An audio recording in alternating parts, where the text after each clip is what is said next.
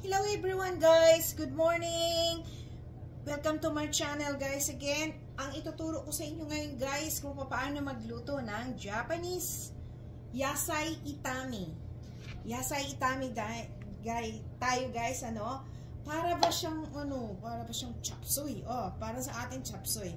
Pero tignan nyo, meron tayong ganito ang paghiwa ng bell pepper, yung Chinese cabbage, meron tayong broccoli, meron tayong mushroom, carrots, and green peas, and cabbage. Ang ginamit ko hindi baboy, kundi itong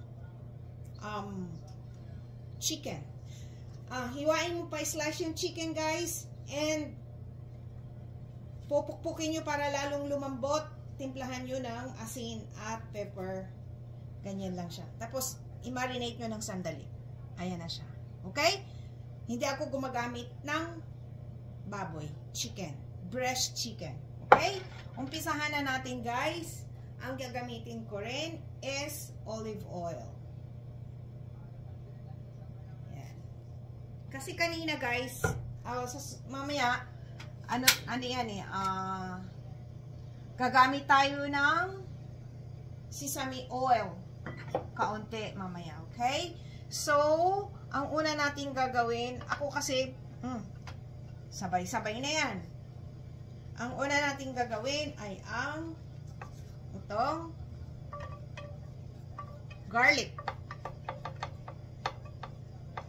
Ayan.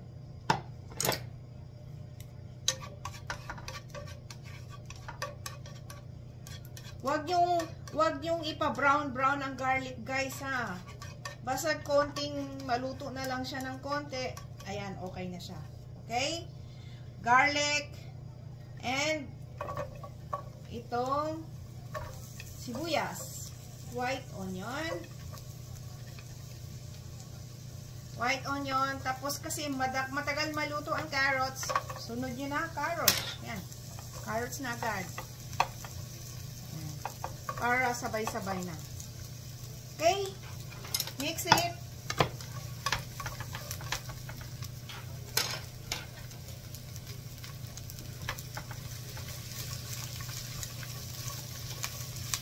And, lagay na natin dito ang chicken. Para madali.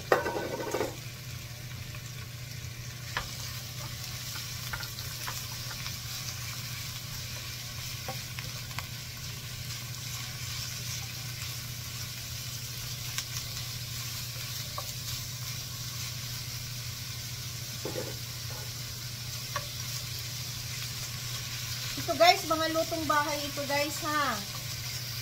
Yan, pagkatapos ng chicken, lagyan niyo siya ng Japanese osake, Japanese wine, para ang chicken lalong lumambot at mabango. Okay?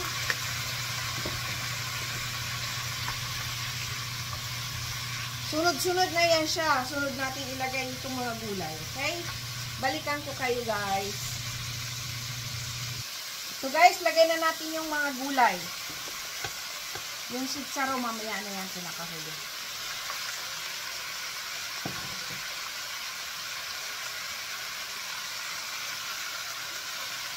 Itong dahon din ng Chinese cabbage. Medyo isang kulo lang siya bago nyo ilagay ha.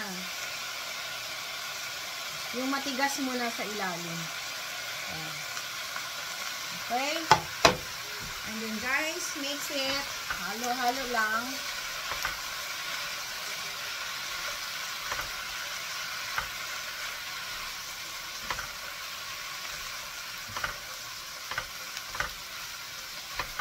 Halo-halo lang.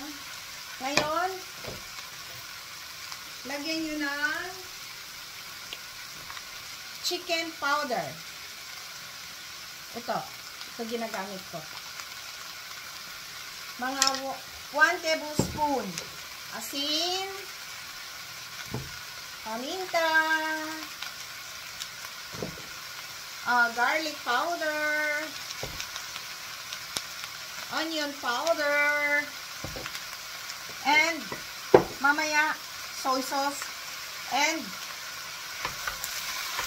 oyster sauce.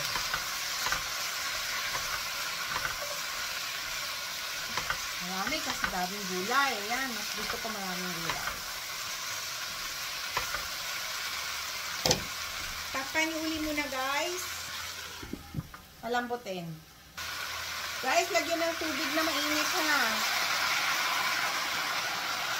Okay. And takpan nyo, pakuluan. Guys, ito na, dito nyo ilagay ang oyster sauce. And lagyan nyo ng toyo, Japanese soy sauce.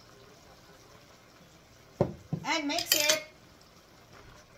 So, ngayon, dito nun yan ilagay ang mga lahat ng natirang gulay. Okay? Lahat na yan. There we go. Lahat na yan.